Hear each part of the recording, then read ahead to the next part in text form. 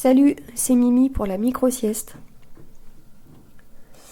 Dans un lieu de grottes et de rocailles où les ruisseaux portent des prénoms de jeunes filles et les villages de saints oubliés, il y a un endroit caché dans le verre. Tout autour, le verre moussu des chênes nombreux, trop nombreux pour apercevoir au travers la moindre parcelle de bleu. Du vert partout. Le vert plus tendre des marronniers en pousse, le vert mentholé d'une herbe haute et sauvage qui te gratte le mollet quand tu marches dedans, le vert anisé, piqué du jaune des mimosas qui fleurissent. Dans cet endroit, peu importe où parce que vert est seulement vert, je connais un gars qui raconte des histoires aux arbres. Tous les jours, sans faute.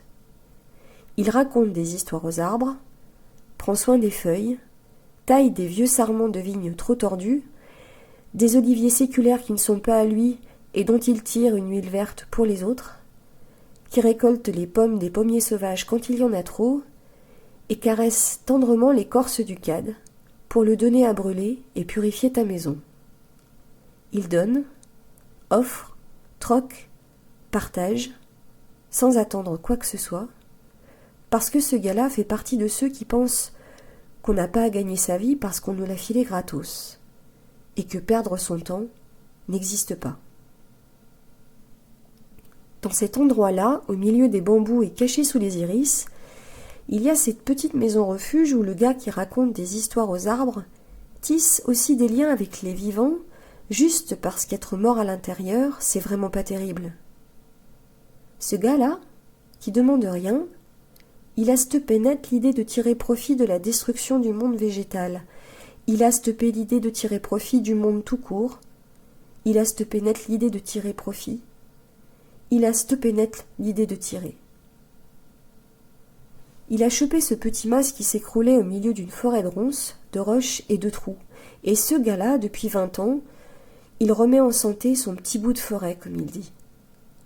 À force de coups de pelle, de pioche, de sueur et de volonté, il a ramené les abeilles. Il a ramené les oiseaux et les fleurs sauvages.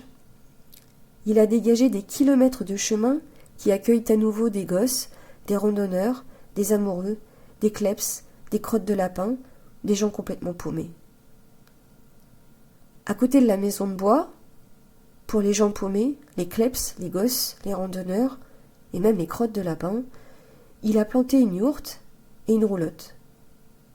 T'y vas quand tu veux.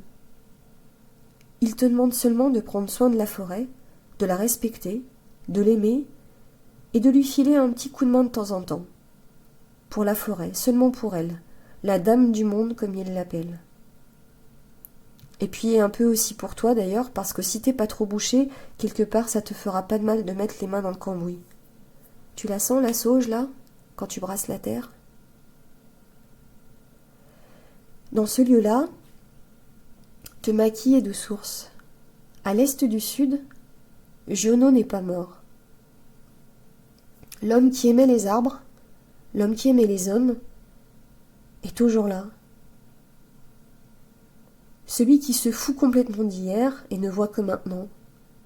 Ce maintenant justement où il plante la graine. Cette toute petite graine qui, lui il le sait très bien, ne lui rapportera rien d'autre que la satisfaction de devenir.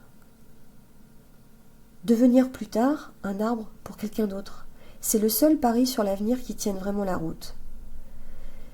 Cette certitude absolue que la récompense ne compte pas, que capitaliser le vivant est inutile. La générosité la plus magnifique, planter un arbre dont le fruit sera mangé par un autre. Non, Giono n'est pas mort, il s'appelle Eric et il vit quelque part au vert.